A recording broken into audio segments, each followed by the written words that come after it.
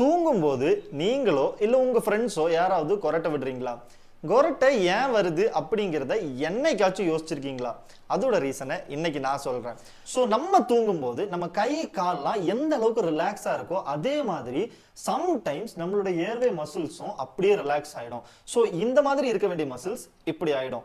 இந்த டைம்ல நம்ம மூச்சு எடுக்கும்போது ஒரு வைப்ரேஷன் நடக்கும். அந்த வைப்ரேஷன்னால வர்ற சவுண்ட் தான் இந்த கொரட்டை.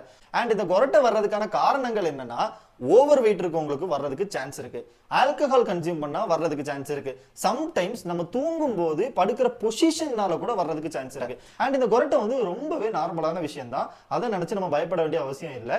அன்லெஸ் நமக்கு மூச்சு திணறல் அந்த மாதிரி ஏதாவது ப்ராப்ளம்ஸ் வர்றது வரைக்கும்.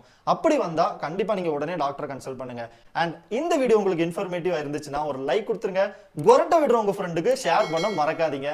அண்ட் இதே மாதிரி இன்ஃபர்மேட்டிவான கண்டென்ட்ஸ் வேணா நம்ம சேனலை சப்ஸ்கிரைப் பண்ணி வச்சுக்கோங்க.